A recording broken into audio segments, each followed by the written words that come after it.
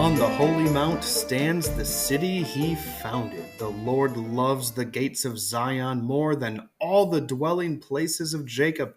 Glorious things of you are spoken, O city of God. Join us as we talk about just some of what makes us marvel at the city of David.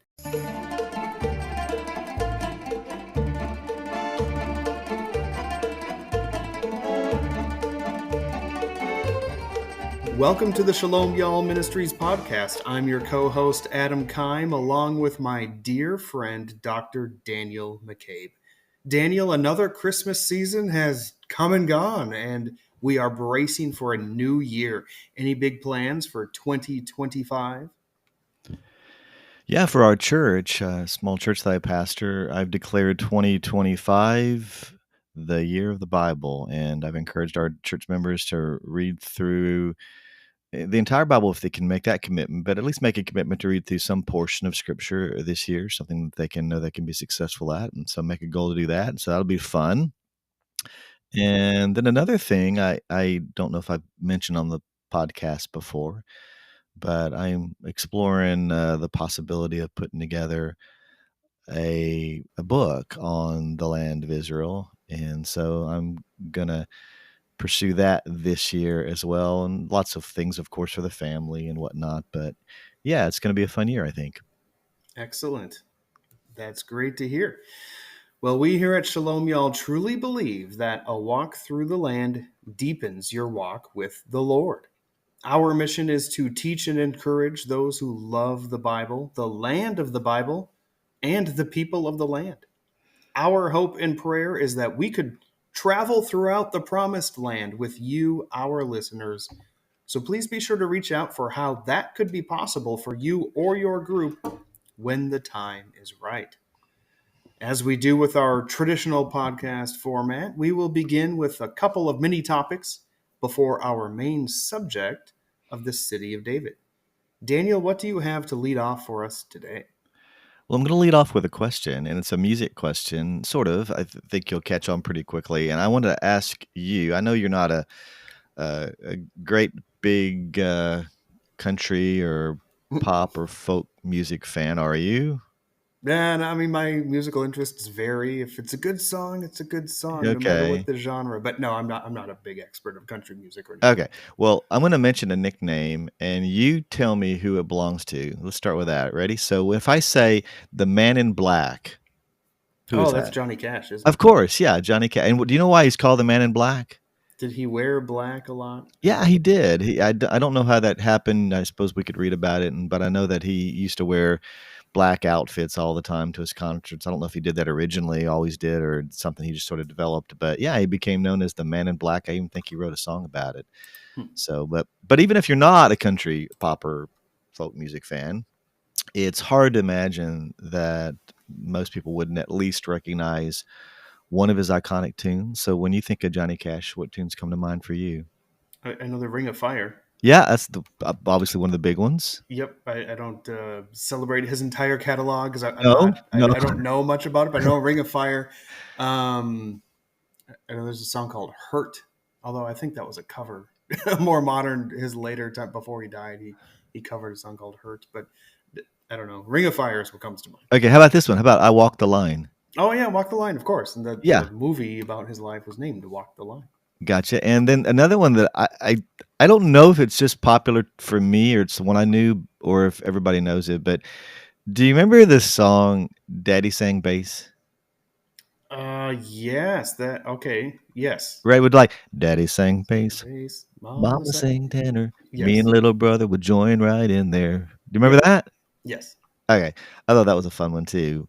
But there are some fun ones. I'm not a connoisseur of Johnny Cash's music. I don't know a lot about him. I don't own an album. Never downloaded a Johnny Cash song. But at the same time, he's just an iconic voice nonetheless. You want to take a guess at how many albums he produced? And I'm going somewhere with all this. Oh man, like produced that he was How the many main studio artist on albums? this. Okay, studio albums, 13. 67. Oh my word! Yes. And That's a lot. several of them, although I couldn't find an actual number, but several of them is all I could find in my research were actually gospel albums. Okay. Wow. Yeah. Now, did you know too that in 1968 he returned to his wife June from his second of 5 visits to Israel? Wow. I did not know Yeah. that. And how about this? And that shortly thereafter, Johnny Cash produced an album entitled, all right, get the drum roll in here. He entitled his album The Holy Land. Hmm. Johnny Cash has an album called The Holy Land. Wow. And it includes some of the following. Well, it includes these songs. There are a few others on there. He does a lot of narration on it too. But the first one, I guess it would be. I don't really know music very well, but is there like an anchor song or the main song? But the main song that seems to be on this album is called "The Land of Israel," Hmm. and I'll share a little bit about that in a minute. But the Land of Israel, and then the Nazarene. He sings the Nazarene, and he turned the water into wine. Hmm. He sings a song called "The Ten Commandments," and one that's called "Come to the Wailing Wall." Now think about the date here, Adam, 1968, and he's singing "Come to the 68. Wailing Okay. Wall." Yes. And 67 was, of course, the year before was when Israel was able to wrest control through the 6 Day War of the Wailing Wall Yep. from um, the Jordanians and the others who were holding much of some of the land today that would be called Israel or Judea and Samaria.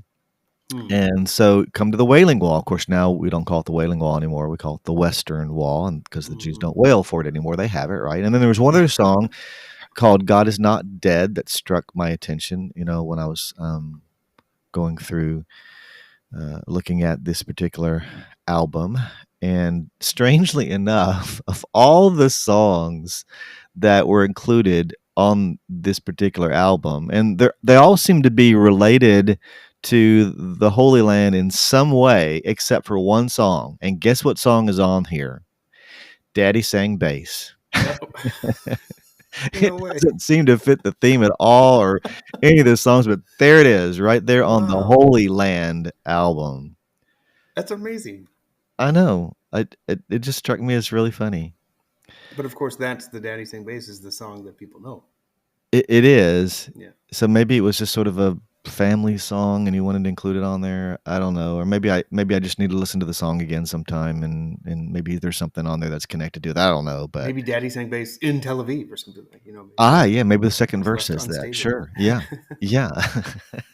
So, but like I said, the anchor song on the album seems to be called "The Land of Israel."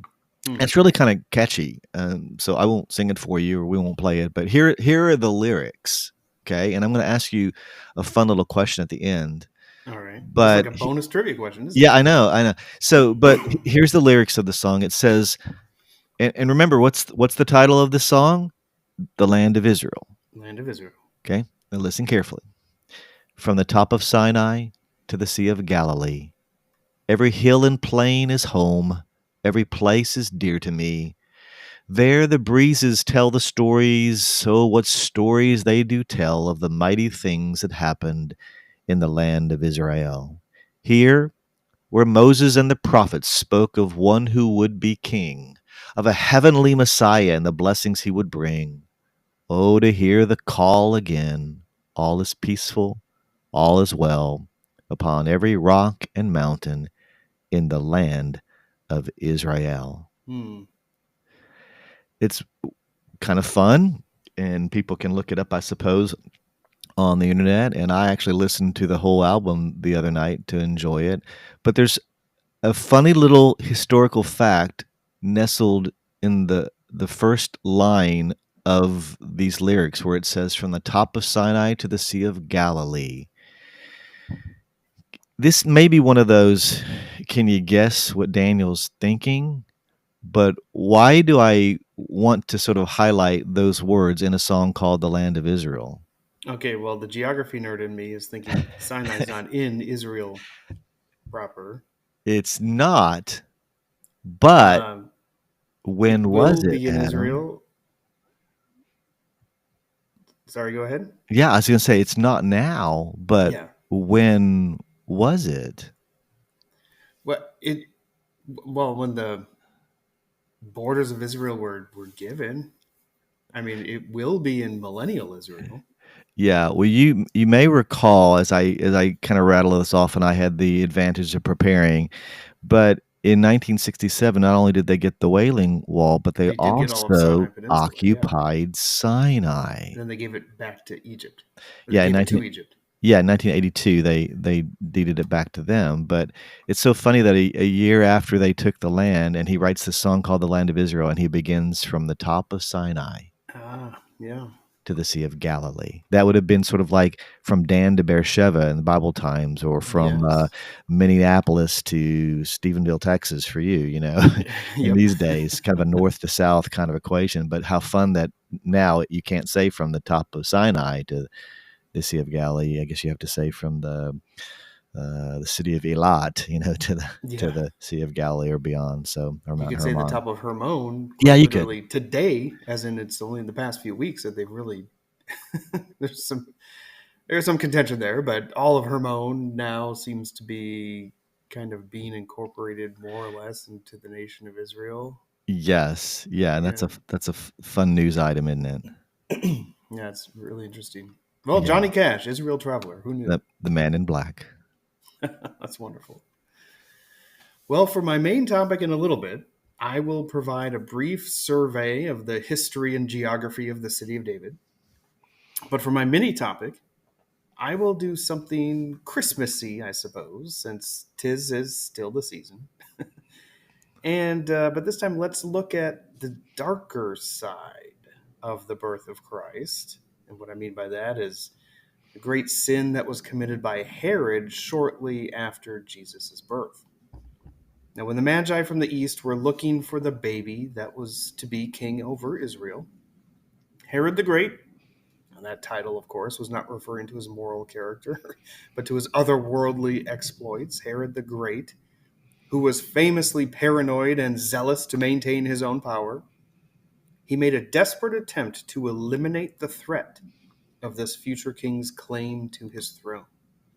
In Matthew chapter 2, 16 to 18 says, Then Herod, when he saw that he had been tricked by the wise men, became furious, and he sent and killed all the male children in Bethlehem and in all that region who were 2 years old or under, according to the time that he had ascertained from the wise men. Then was fulfilled what was spoken by the prophet Jeremiah. A voice was heard in Ramah, weeping and loud lamentation, Rachel weeping for her children. She refused to be comforted because they are no more.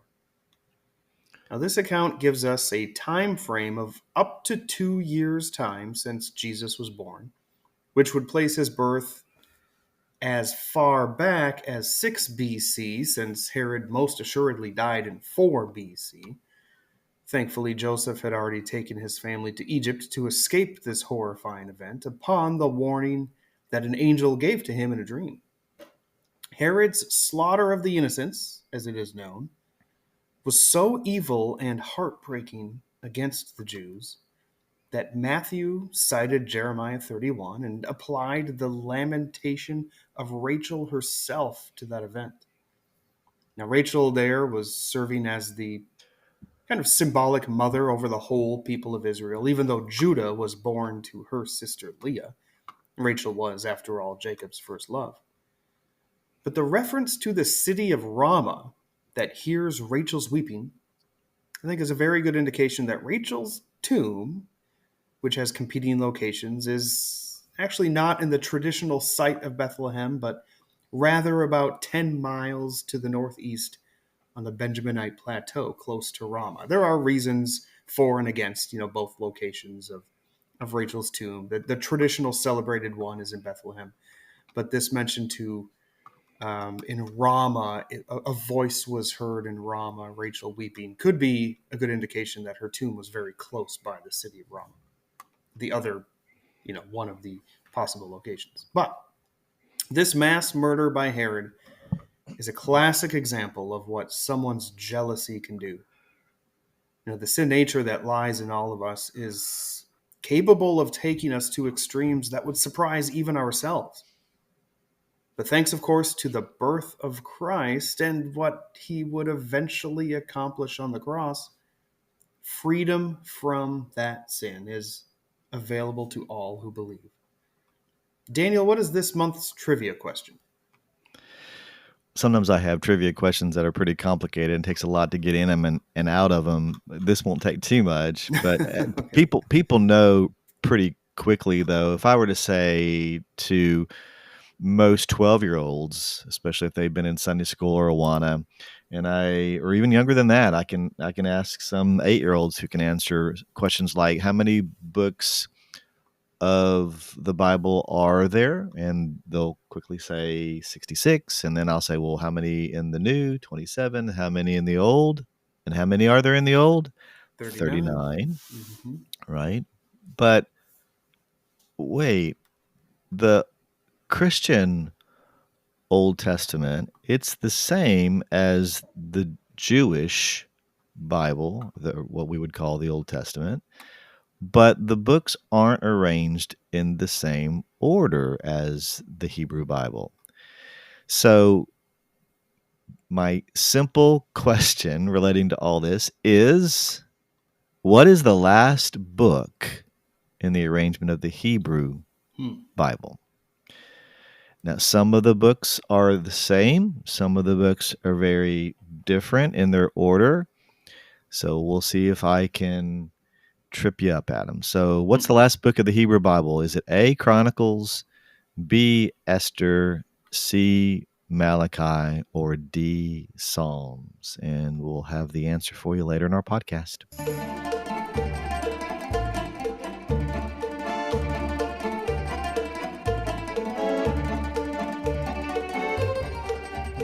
There are few places in all of Israel that can give you the sense of wonder and awe that you are standing in the midst of biblical history, quite like the city of David.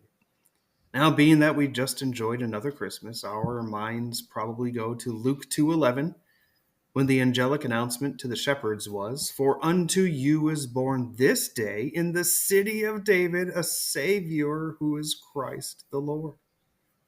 Now, the city of David in that context was, of course, the little town of Bethlehem, because that was indeed David's hometown. Bethlehem was known as the city of David. However, there's another place known as the city of David, and that's none other than Jerusalem itself, at least the hill that was occupied as Jerusalem proper in the Old Testament era. Now, what we see as the old city of Jerusalem today is more or less what the city was in the New Testament era. The old stone walls that still stand to this day, that which were constructed by Suleiman the Magnificent in the 16th century AD, by the way, using a lot of stones that were toppled from the Roman destruction in the first century. Suleiman's men just kind of propped them back up. Those walls that we see today do not exactly frame the city of Jesus' time. The walls today they're good on, they're good on the east and west side, but they lie a little bit too far to the north by a bit. You take basically kind of the square of the walls, you got to nudge them south a little bit to get where the city walls were in Jesus' day. Now, this would all make more sense if you were looking at an image of the walls and I could point out all of the sides and angles to you. But the next time you see a top down image of the modern city of Old Jerusalem, look at the hill just south on the east side of Suleiman's walls, immediately south of the Temple Mount. So that's kind of the frame of reference. Look at top down, picture Jerusalem, look at the Temple Mount. That's easy to find. Look just south of that at the base of it. You'll see a lot of excavations of first temple ruins, a lot of just kind of foundations of stone walls that were there. These are the remains of storerooms, mikvaot, and other things that were utilized in temple service, dating back to Solomon's time. And other eras of history are there too, but they date all the way back to Solomon's time. It's when he constructed the temple and all the storerooms and stuff to serve the temple. Now, just south of those ruins, you will notice a hill that stretches toward the south where the Kidron Valley meets the Hinnom Valley in that southeastern corner. And upon this hill is where the city of Jerusalem sat in the Old Testament. So it's just south of the modern old city walls, modern, 16th century. Well, from before David conquered it, all the way down to Hezekiah's reign, most likely, was the entire city of Jerusalem. On just that hill, which is pretty small compared to the modern city now, on just that hill was the entire city of Jerusalem through most of the Old Testament time. Now, it probably expanded onto the western hill when the Assyrians conquered the northern kingdom of Israel. And King Hezekiah expanded the city to accommodate the many refugees that fled there for protection and a new life. That is when Hezekiah also constructed his tunnel that connected a water supply from the Gihon spring to the pool of Siloam. We talked about that in episode 40, appropriately titled Hezekiah the King. Now, Jerusalem used to be called Jebus when the Jebusites occupied it. So how did it become known as the city of David? Well, for that, we turn to 1 Samuel 5, and this might be very familiar to many of our listeners. And I will read verses 1 through 10 because no finer account can be given than from the Bible itself. So 1 Samuel 5, verses 1 through 10. Then all the tribes of Israel came to David at Hebron and said, "Behold, we are your bone and flesh. In times past, when Saul was king over us, it was you who led out and brought in Israel. And the Lord said to you, you shall be shepherd of my people Israel, and you shall be prince over Israel." So all the elders of Israel came to the king at Hebron, and King David made a covenant with them at Hebron before the Lord, and they anointed David king over Israel. Now David was 30 years old when he began to reign, and he reigned 40 years. At Hebron, he reigned over Judah 7 years and 6 months. And I think that might be a fact that oftentimes we kind of forget. He started his reign for 7.5 years at Hebron. And at Jerusalem, he reigned over all Israel and Judah 33 years. And the king and his men went to Jerusalem against the Jebusites. So this is, after he's been reigning in Hebron for 7.5 years. He and his men went to Jerusalem against the Jebusites, the inhabitants of the land. And those guys said to David, "You will not come in here, but the blind and the lame will ward you off," thinking David cannot come in here. Now pause. Of course, the Jebusites, they would have trusted in the strength of the city walls as if it was a very well-fortified city, very defensible against a conquering army, being where it was geographically. I don't blame them for thinking, you can't come and dislodge us from off this hill. You're not. The blind and the lame among us will ward you off. There's no way you can take us over. And humanly speaking, they were right. But, of course, what they didn't account for is, well, God's hand was in this. So resuming at verse 7, nevertheless, David took the stronghold of Zion. That is the city of David. And David said on that day, "Whoever would strike the Jebusites, let him get up the water shaft to attack the lame and the blind, who are hated by David's soul."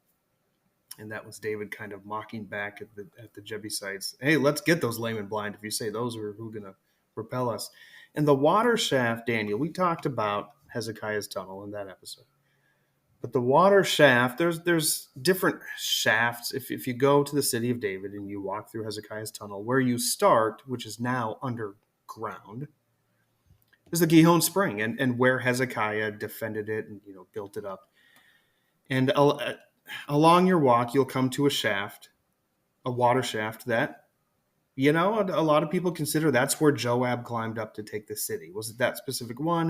There's some debate as to if that one was the one or not. But, right in that area, of course, Joab came up the water shaft. they were able to take the city. Verse 9, and David lived in the stronghold and called it the city of David. And David built the city all around from the Millo, another fun side discussion we should have someday, what the Millo is, inward. And David became greater and greater, for the Lord, the God of hosts, was with him. So David and Joab took the fortified hill city from the Jebusites, and they claimed for themselves, Daniel, this is beautiful, a city where God chose to place his name. As Psalm 87, verses 1 through 2, when I read at the beginning of this episode, beautifully state, on the holy mount stands the city he founded. The Lord loves the gates of Zion more than all the dwelling places of Jacob. Now, I'm going to force myself to stop there because the city of David contains so much historical, archaeological, and geographical interest that I need to cut myself off before I ramble for the next 20 hours or so. And Daniel, I will allow you to share what is on your mind about this fantastic location. Well, what you shared really goes hand in hand perfectly with some of the things I wanted to add. You laid it out really, really great when you establish where the city of David is, just south of the Temple Mount. Can you describe for our listeners a little bit of the elevation change between the Temple Mount and the city of David? So the temple was built on really what is the hill of Zion, right? Mount Moriah, where Abraham took to sacrifice Isaac. And so David buys the threshing floor of Araunah because it's the highest on that immediate area. Right. And so when you're at the where the temple would be built, and you're looking south onto the hill of the city of David, Ophel, basically is what the hill is called, you're kind of looking downward. It slopes downward. It's not drastic like you're falling off a cliff or anything, but the hill of Zion, the real hill of Zion, where the temple itself stands, is the highest in that area. You look east to the Mount of Olives. That actually is going to be higher. So you cross the Kidron Valley and you go up the Mount of Olives. That is higher in elevation than even Zion. Now that Mount of Olives was outside the city proper. So they wouldn't have even looked at that and considered that Jerusalem. Right. That's across the valley. And just south of the hill, the Mount of Olives, is the hill of offense, where Solomon built high places to the gods of his wives, which was so offensive because that specific hill is a bit higher than the hill of Zion. Yeah. So in the ancient 100 feet. mindset, the higher ground wins, right? So Solomon built these high places in an even higher elevation than the temple. I mean, that's awful when you think about kind of elevation. And to connect it to the modern day, where the Dome of the Rock sits on top of the Temple Mount.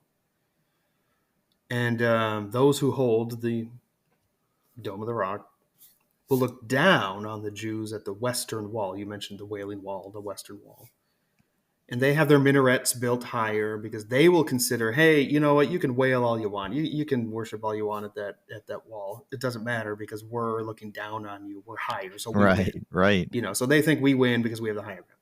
Anyway, I don't know if that's exactly kind of what you wanted from the elevation No, change. it's a good general description.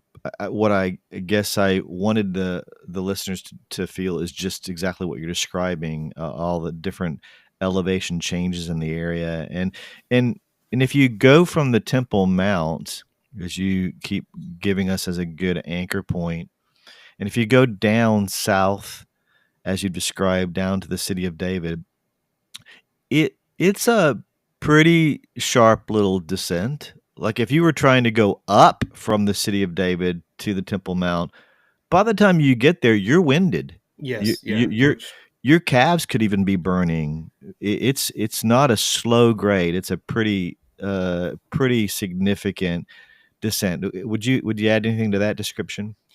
Well, just that, when I've been in the past, some people from our group opted to take a cab up. Yeah. When Yes. you start at the Pool of Siloam and you're looking up at the temple, you're like, oh, okay, here we go. You're climbing up the city of David. You're constantly going upward. Yeah. Yeah, Yeah, I mean it, you're it's a kinda hike. walking down a ridge from the Temple Mount down to the city of David, but you're right, that little ridge that's south of the Temple Mount that we call the city of David, it wasn't very big, it was fairly, very narrow too as well, but they built the city of David there rather than on the high ground, but they built it there because there's water there. They Gihon Yes. Spring, as you mentioned. So Yeah. I wanna kinda target one particular thing, first of all, about the city of David. Most people know that Buckingham Palace is in London, England, and that's the home of King Charles, right? Most people may even know that Caesar's palace, if we can call it that, lights up Las Vegas at night. But where exactly was King David's palace? I want to look at that because the Bible does describe David having built a house there on the city of David, or that little strip of land. Well, the renowned Israeli archaeologist Eilat Mazar teased in a 1997 article in Biblical Archaeology Review that she knew where David's palace was. And Hmm. 8 years later, after her team received the proper approval and funding to dig in the city of David, again, south of the old city of Jerusalem, south of the Temple Mount, as you've been describing, guess what? She found it. Hmm. She found it. Hmm. Well, not everyone entirely agrees with that, Yeah. but it sure looks like that could have been the temple, and I am very prone to think she is right. And here's her logic, and so much of it does rest on the geography that you just walked us through. And you and our listeners can tell me if they think she actually found it or not, based upon how I'm going to describe it. So you've already been kind of walking through 2 Samuel 5:1 through 10, and I want to kind of pick some of those same verses out to kind of help us understand the logic of how Elat Mazar says she found the palace of David. And that would be extraordinary. Can you just imagine? Because so many stories took place there, right? Well, the Oh classic yeah. story is David and Bathsheba. And how does the geography fit there? Well, if David's in his palace and we've been describing a pretty sharp descent of that ridge of the city of David, then he would be looking down upon the city below him, and he would see the tops of the houses, and of course that's where he saw Bathsheba. So it kind of all works hand in hand. But 2 Samuel 5:11, and if you want to grab your Bibles or readers, you can do that if you haven't already got it for Adam's explanation. But it says, "Then Hiram, king of Tyre, sent messengers to David, and he sent cedar trees and carpenters and masons, and they built David a house." Hmm. Okay, there it is. So, namely, it's a palace, right? So they built David a palace. So, yes, David has a palace. Check. We got that done. So we know there's a palace. That's why Elat Mazar is looking for one. Well, the construction of David's palace obviously occurred sometime after David conquered Jebus from the Jebusites, like you described very well, Adam, and of course we now again call it Jerusalem. But here's how again 2 Samuel 5:7 described it, as you read earlier. It says David took the stronghold of Zion, that is, the city of David. End quote. So historically, the city on which the ancient fortified city of Jebus was built, it may have been called by different names.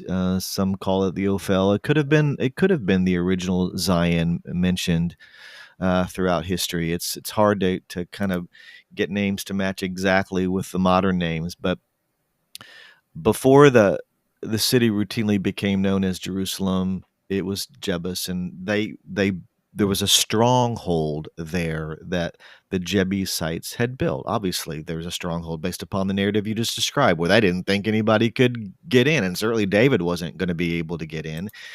and it's fittingly called the city of David, is how the scripture puts it. So again, that all probably seems obvious, but I want to lay the bricks carefully as we kind of walk through this logic one at a time. So David had a palace, check. David's palace was in the city of David, check. Okay, we're good. And he built that sometime after he took over the city from the Jebusites. And then verse 9, as again you read, but it says this. It says, so David dwelt in the stronghold and called it the city of David, end quote. So when David conquered Jebus, when he first took it, he first lived in the stronghold. That's what it seems to be saying, right? He moved into the stronghold. That's where he lived. The idea seems to be that he lived in this fortification because there was no other suitable place for him to live. There wasn't a lot of land there, and there was no structure that was suitable for a palace. So he just moved into this stronghold, this major fortification that appears to have been built on the northern side of the city. And so he's going to live into the stronghold until he could get a palace built. And then eventually, as we see in verse 11, Hiram builds a palace for David. And then David moves his things from the stronghold to his new palace. Okay, if I explain that well, does that seem to come across okay? Yep. Okay. So next thing we know in the narrative, the Philistines now, they hear about David conquering Jebus, and they decide to march out against him. They're going to go defeat David. And there's been a lot of historical back and forth between, obviously, the Israelites and the Philistines. And so when the Philistines approached Jerusalem in verse 17, when they approach it, it says that David, now watch this, it says David, quote, went down to the stronghold. He went down to the stronghold for safety. Okay, in other words, his newly built palace that Hiram built him didn't yet have any major defenses.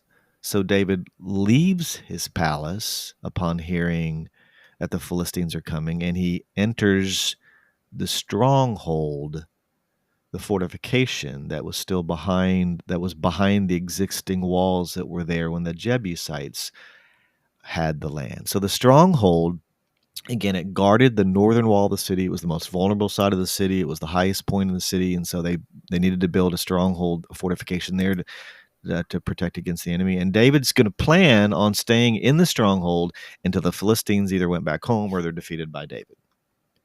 So evidently, David's newly constructed palace stood outside the city's northern wall at that time, which at first might sound unthinkable. Why would David build his palace outside the wall? But David certainly would have had plans to expand the city's wall to enclose both his palace and eventually the future construction site for a temple further to the north that we've been calling the Temple Mount. He just hadn't had time to do that yet. So David had to build his new palace outside the existing walls, again, because Zion's a fairly, or that area, that hill is a fairly small hill, and there wouldn't have been enough room on the hill to build a new palace. So he's forced to expand north, and eventually he's going to get a wall again built around his palace, but he just hasn't had time to do that yet. So when the Philistines come, he goes down south into the stronghold, inside the walls and into the stronghold. That's how Mazar interprets 2 Samuel 5, and I'm really comfortable with that. I read it the same way. So previous archaeologists had uncovered a large wall on the northern side of the city of David that many believed to be the remnants of a fortification. Perhaps it's the stronghold mentioned here in 2 Samuel 5. So if they were right, if these archaeologists who had dug before Mazar were right, and Mazar accepted their conclusion that there was an ancient fortification there, then where would she dig to build for David's palace?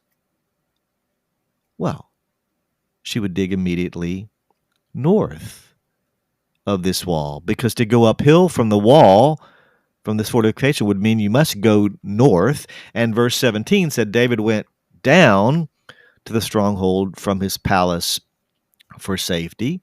So she began digging just north of the fortification in search of David's palace. Okay, I hope that's made sense, but it's a great argument and great logic for why she dug where she did, because she had no other uh, no other place, no other direction to go. You can't go east or west. You have to go north if you're going to go uphill.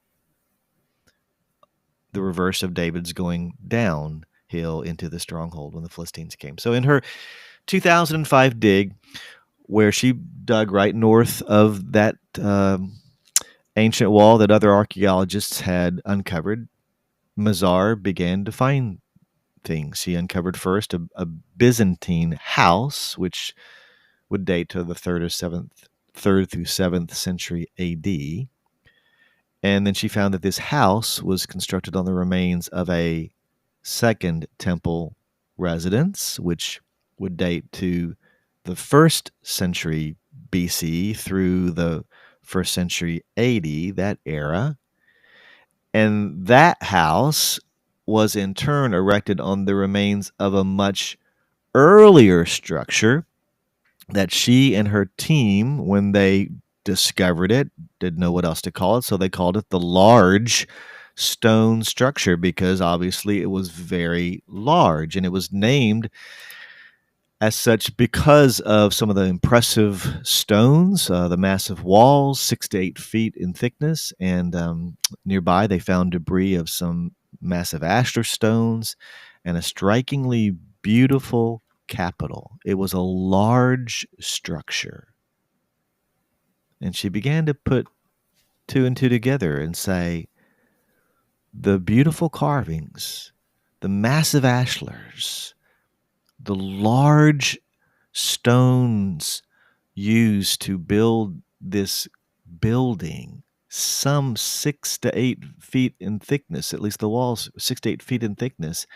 What must this be? I suspect I'm digging here on this location because I think the palace is here. And what am I finding? I'm finding evidence that seems to corroborate that there once, in First Temple days, David and Solomon days, there was a palace. Pottery finds on the site were fixed to 10th century BC construction for this particular stone structure, and that it coincides exactly with the time of King David's reign. And they found additional pottery finds, and they found a surprising seal impression that bore the name of one of later King Jeremiah, the prophet during the time of Jeremiah, one of his I think it was Baruch's, wasn't it? yeah, but yes, I'm a little turned around here, but I'm trying to quote Jeremiah 37:3, where this one of the king's emissaries, Jehucal, was mentioned, and it's during the time of Jeremiah. There, I finally was able to spit it out. But all this confirmed that the structure's usage was for a period of time from about the 10th century BC to 586 BC. And what could have been there? It makes perfect sense from reading the chronology of 2 Samuel 5 and trying to compare it with other passages from that time, that this is where King David's palace was built. And so when you go there, the tour guides, one tour guide will tell you it is, one tour guide will tell you he's not sure what it is, but it sure looks that way to me. There's other things we could talk about, and you mentioned Hezekiah's tunnel. There's another great archaeological find there, in addition to David's palace and the Siloam pool. We've talked about that at great length. I think we've even talked about there's a Herodian road that goes up from the pool of Siloam to the Temple Mount. Um, those are three more fascinating archaeological finds. You could spend many days in the city of David, and they found national coins there, some that have dated to 69 to 70, right before the second temple fell, and shortly after the time of Jesus. They found coins there. They found ancient jewelry that go back thousands of years, and earrings, and they found other seals from the time of other um, eras during that time. So it's just a treasure trove of discoveries that they've made archaeologically. But I found of late the discovery of the it's not I guess it's not super recent, but recent enough that many people may have not even heard of it. But the palace of King David, it looks to have been found by Elat Mazar. Amazing.